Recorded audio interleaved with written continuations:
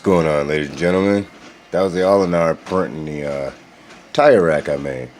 I got all the micros here and some of the bigger 1/25 scale trucks here sitting out because me and Tim, we were talking about scale bodies that fit on the ambush, and as we were checking it out and everything, and I think that the 1/24 would be better to fit on the ambush. So, because we were looking at, he's getting a Datsun body and stuff like that. That's got to be pretty epic.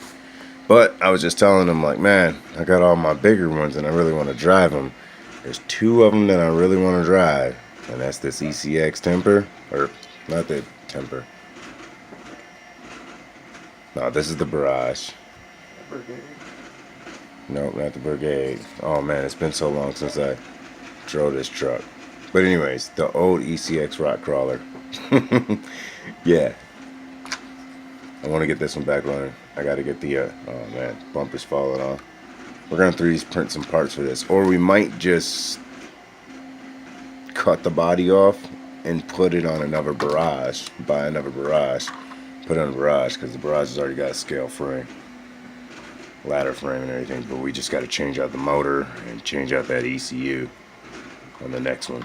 Adrian's we're not going to touch. We're just going to build him some scale 3D parts. But as you guys look, I had already printed one of the tire racks for the Orlandoo Hunter. This one was a fail print. It was supposed to say micro scale garage, but I just needed something to try and clean up the garage and hold the tires.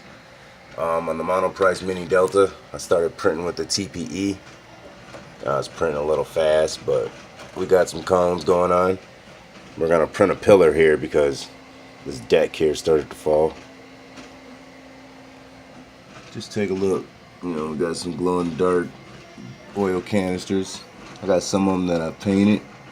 I've also got some small TPU cones that I printed. These are the ones that we use in the parking lot when we're racing the FPV cars. I just got to print out a lot more. But I'm going to get HR, or try and find HR parts for the low-C trail trekker, because I want to build a ladder frame for the low-C trail trekker. So that way it's not sitting on the original frame anymore.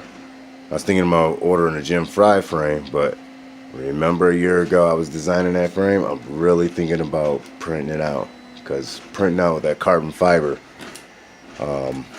it's really cool. As you guys can hear right now, the printer's running right now. The PTEG, I love this stuff. It's hard. This is only at 21% infill on my scale water jug, oil jug, but it cracks a lot, and then it like messed up, like from it having it sitting out, like it's set out for 3 days just on the printer so I can wake up in the morning and print. I didn't put my stuff away, like take it out of the printer. I just leave it on the printer as I'm printing until I use up all the filament. Well, I guess you're supposed to like put your stuff away in bags, vacuum bags, so that's what I ended up doing.